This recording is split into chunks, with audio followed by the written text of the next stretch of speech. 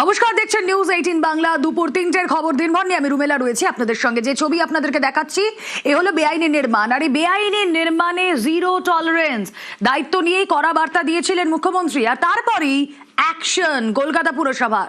তিলজলায় প্রাক্তন মন্ত্রী জাভেদ খানের ছেলে কাউন্সিলর ফয়াজ আহমেদ খানের ওয়ার্ডে বেআইনি নির্মাণ গুড়িয়ে দিল পুরসভা। কসবায় সোনা পাপ্পুর বেআইনি নির্মাণ তাও ভেঙে ফেলা হলো। বেলেঘাটাতেও তৃণমূল নেতা রাজু নস্করের অবৈধ নির্মাণ ভেঙে দিল পুরসভা।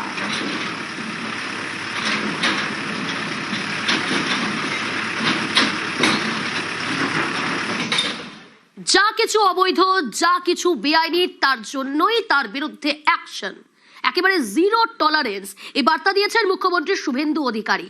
রাজ্যে পালাবদল হয়েছে, পালাবদলের পর থেকে আমরা দেখেছি যেখানে যেখানে অবৈধ বেআইনি নির্মাণ সেখানে পুরসভার তরফ থেকে নোটিশ দেওয়া হয়েছে প্রথমে, কিন্তু নোটিশের জবাব যদি না দেওয়া হয় পুরসভাকে, তৎক্ষণাৎ অ্যাকশন।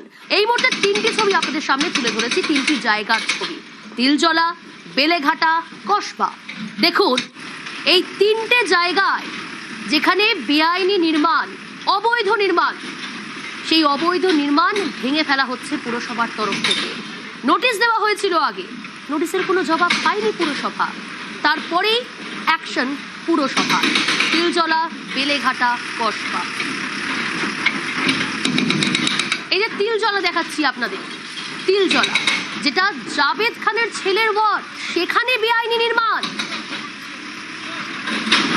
তিলজলা থেকে রয়েছে আমাদের প্রতিনিধি সুদীপ্ত, বেলেঘাটা থেকে রয়েছে রৌনক এবং কসবা থেকে রয়েছে অমিত। আমি প্রথমে সুদীপ্ত তোমার কাছে আসবো। সুদীপ্ত, যেখানে যেখানে যা কিছু অবৈধ, যা কিছু বেআইনি, তার বিরুদ্ধেই অ্যাকশন নিচ্ছে পুরসভা। তিলজলা জাভেদ খানের ছেলের ওয়ার্ড, সেখানে এইভাবে বেআইনি নির্মাণ আজ ভেঙে ফেলা হচ্ছে পুরসভার তরফ থেকে। দেখো প্রিয়াঙ্কা, 47 নম্বর জিজে খান রোড, তিলজলা, 7,39,000। জাভেদ খানের ছেলে ফয়াজ আহমেদ খান কাউন্সিলর, 66 নম্বর ওয়ার্ড। সেখানকার দুটি বিল্ডিং ইতিমধ্যেই কিন্তু বেআইনি দুটি বিল্ডিং ভাঙার কাজ কিন্তু চলছে। আর্টমুভার মেশিন দিয়ে যে ভাঙার কাজ চলছে, এবং এই ভাঙার কাজের পাশাপাশি যেটা আরও একটা উল্লেখযোগ্য বিষয়, ঠিক 3টে বাড়ির পরে যেটা দেখা গেল যে 57A এই যে বিল্ডিং, এখানেও কিন্তু তিলজলার এই ঠিকানাতে, একবার সেই ছবিটা দেখানোর কথা বলবো, এখানেও কিন্তু একটি নোটিশ দেওয়া হলো, যেখানে বলা হয়েছে যে 48 ঘন্টার মধ্যে এই বিল্ডিং কিন্তু ভেঙে ফেলতে হবে, এবং যদি এটি ভেঙে ফেলা না হয় বা যদি এটি বেআইনি বলে বেআইনি না হয়ে থাকে, তাহলে পরে এই যে মালিক রয়েছে যাদের নামে এই নোটিশ দেওয়া হয়েছে, করিম বক্স খান এবং সৈয়দ আজিজুল্লাহ, এবং তাদেরকে কিন্তু ঠিক 27 তারিখ 2:45 নাগাদ কেএমসিতে অর্থাৎ কলকাতা মিউনিসিপ্যাল কর্পোরেশনে পৌঁছে যেতে হবে, এবং যে বৈধ যে কাগজপত্র রয়েছে, যে লিগ্যাল যে কাগজপত্র, সেই সমস্ত কিছু দেখাতে হবে, এবং সেই মর্মেই কিন্তু নোটিশ দেওয়া হয়েছে। তা নইলে একেবারে কেএমসির পক্ষ থেকে ঠিক একইভাবে আর্টমুভার মেশিন দিয়ে এই বাড়িও কিন্তু এই বিল্ডিং, এই বেআইনি বিল্ডিং, সেটাও কিন্তু ভেঙে ফেলা হবে, এমনটাই কিন্তু কেএমসির পক্ষ থেকে বলে দেওয়া হয়েছে, এবং যাবতীয় যা খরচ তা কিন্তু বহন করতে হবে মালিককে। বেআইনি নির্মাণ, অবৈধ নির্মাণে জিরো টলারেন্স। তিলজলার ছবিটা আপনাদের দেখালাম, এবার আপনাদের নিয়ে যাই সোনা পাপ্পু। সোনা পাপ্পুর সোনার বাড়ি একেবারে চুরমার করে দিল পুরসভা, বেআইনি নির্মাণ।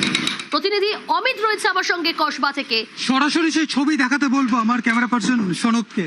এই মুহূর্তে আমরা রয়েছি কসবা এলাকার, কসবা থানা এলাকার বোসপুকুরের 91/23 যে জমির ঠিকানা, সেই জমিতেই বেআইনি নির্মাণ তৈরি হয়েছিল, যেটা অভিযোগ কোনো রকম স্যাংশন বা কোনো রকম প্ল্যান স্যাংশন হয়নি এই জমিতে নির্মাণ তৈরি করার ক্ষেত্রে। সোনা পাপ্পুর অ্যাসোসিয়েট তারা কিন্তু এই নির্মাণ করছিল, এমনটাই অভিযোগ। এমনকি পুর ও নগর উন্নয়ন মন্ত্রী অগ্নিমিত্রা পল তিনি নিজেও এখানে এসেছিলেন, এবং তিনি যেটা বলছেন যে এই নির্মাণ করার ক্ষেত্রে কলকাতা পুরসভার কোনো রকম অনুমতি, কোনো স্যাংশন কিচ্ছু নেই। এমনকি নোটিশ সার্ভ করা হয়েছিল যে কনস্ট্রাকশন যারা করছিলেন তাদের নামে, তাদের থেকেও কোনো উত্তর পাওয়া যায়নি। দেখে নাও পরপর। এবং সবচেয়ে বড় কথা যে এখানে যে জমির আয়তন বলা হচ্ছে পুরসভার তরফে, যেটা বলা হচ্ছে যে প্রায় 600 স্কোয়ার ফিট জমি রয়েছে, এবং 600 স্কোয়ার ফিট জমিতে স্ট্রেট 3 একটি বিল্ডিং তৈরি করা হচ্ছিল, সেটাও পুরোপুরি বেআইনি। এছাড়া কি কি নিয়ম মানা হয়নি, দুটি বাড়ির মধ্যে ন্যূনতম মাপ ছাড় দিতে হয় বা দুটো বাড়ির মধ্যে স্পেস রাখতে হয় 6 থেকে 8 ফুট, কিন্তু তুমি দেখতে পাচ্ছ একদম সরু বা ন্যারো স্পেস, এখানে কোনো রকম বড় কোনো জায়গা নেই। কসবা এলাকায় আজকে দুটি বাড়িকে তারা চিহ্নিত করেছেন, যেটি সোনাপাপ্পুর ছত্রছায়ায় দুটি বিল্ডিং তৈরি হচ্ছিল। মুখ্যমন্ত্রী শুভেন্দু অধিকারী যে বার্তা, যে নির্দেশ দিয়েছেন, যে একেবারে কড়া নির্দেশ, বেআইনি নির্মাণে জিরো টলারেন্স, যেমন কথা তেমন কাজ। বিল্ডিং যেটা আপনাদের দেখালাম দুটোই কিন্তু সোনাপাপ্পু হচ্ছে মেন, তার আন্ডারে বাবু সোনা আর বিভিন্ন তার যারা আরো ক্রিমিনাল ভাইরা রয়েছে তারা সব ইনভলভ। শুধু সোনাবাপ্পু নয়, যে কোনো বেআইনি নির্মাণ এইভাবেই কিন্তু ভেঙে ফেলা হবে। শুধু তো এটা কলকাতা নয়, সারা পশ্চিমবঙ্গ জুড়ে যেখানে এই ধরনের বিল্ডিং হয়েছে, স্পেশালি মাননীয় মুখ্যমন্ত্রী বলেছেন ইললিগাল বিল্ডিং, কমার্শিয়াল অ্যাক্টিভিটি চলছে, সেগুলোতে বিশেষ করে নজর দিতে। দেখুন, তিলজলা কসবার ছবিটা দেখালাম, এবার একটু বেলেঘাটায় আপনাদের নিয়ে যাই। বেলেঘাটা, সেখানেও বেআইনি নির্মাণ, আর বেআইনি নির্মাণে অ্যাকশন। বেআইনি নির্মাণ ভাঙছে কলকাতা পুরসভা। আচ্ছা, বেলেঘাটা মানেই তৃণমূল নেতা রাজু নস্কর, যার ত্রাস, যার দাপট এতদিন দেখেছে বেলেঘাটা বাসী। সেই রাজু নস্করের নামে নোটিশ, অনুমোদন ছাড়া নির্মাণের অভিযোগেই নোটিশ। 48 ঘন্টার মধ্যে বেআইনি নির্মাণ ভাঙতে নোটিশ দেওয়া হয়। নোটিশ না মানায় বেআইনি নির্মাণ ভাঙা শুরু পুরসভার।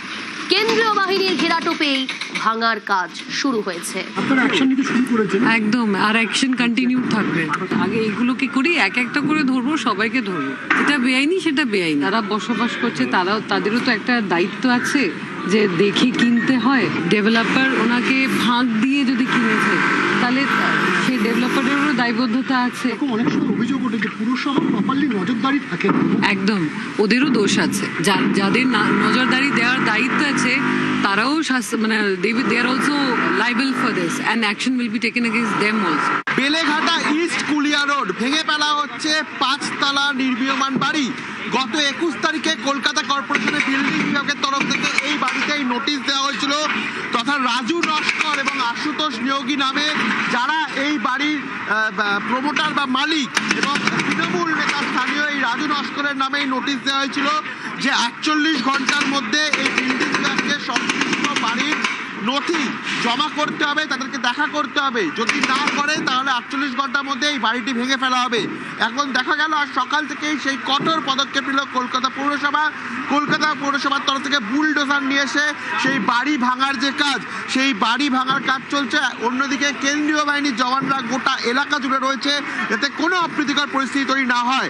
পৌরসভা সূত্রে খবর, এই বাড়িটি কোনো প্ল্যানিং ছাড়াই বেআইনিভাবে তৈরি হয়েছিল। ক্যামেরায় বিপুল ঘোষের সঙ্গে রৌনক দত্ত চৌধুরী, নিউজ 18 বাংলা, কলকাতা।